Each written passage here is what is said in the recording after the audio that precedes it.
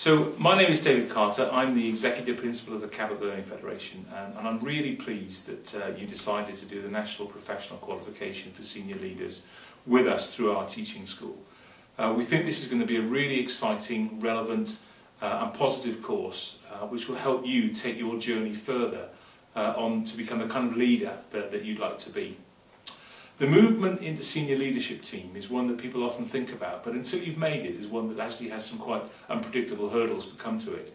It's probably the most obvious point in your leadership development in terms of your career, where you have to leave some very tangible things behind to take on some things which are very new and things which you haven't had maybe the same kind of experience as you might have had in the current role, assuming that you're leading maybe a phase or a key stage or perhaps a department. And I think it's different in probably three directions.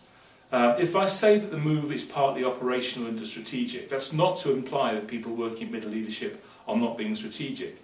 But the very nature of running a large department in a secondary school or being responsible for a key stage in primary means that there's a lot of hands-on work that still goes on. You're probably still teaching, for example, quite a significant part of the week, as well as a number of the other tasks that you'll be taking on to improve the team and the quality of provision that you have. So I think one of the things that this course will focus upon is to help you move from that operational middle leadership role into a more strategic whole school role. And inevitably that will take you into areas of experience that for you are probably new. And I think one of the things that we often talk about to new heads is how ready can they be before they take on their new headship. And for me it's probably around about 70 to 80%. And the remaining 20% comes from that first year, 18 months in post. And I think this journey for you from middle leader into senior leadership will be very similar.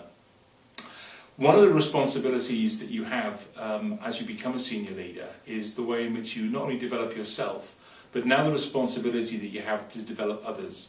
So people who were in your team before will know about your credibility and they'll know how good you are at your role. But now you might be line managing people that you know because they're perhaps former colleagues, or you're moving into a new school.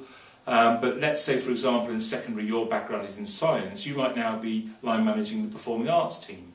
Or if your experience has been Key Stage 2 leader and you're now the deputy head in a large primary school, maybe you're now working across a group of people in areas of the school you've not worked in perhaps for 5 or 6 years.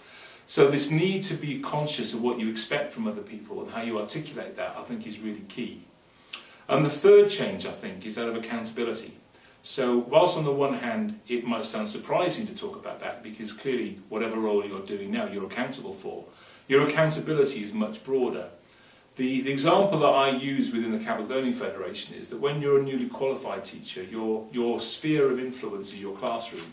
When you become a head of department, it's often the classroom's on a corridor where you're located. This is a secondary example.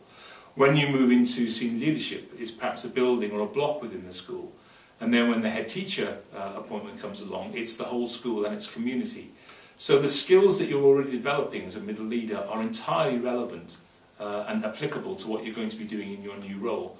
What we need to do in this programme is to look at how you extend that capability into other areas to have impact upon the lives of the children for whom you are now responsible.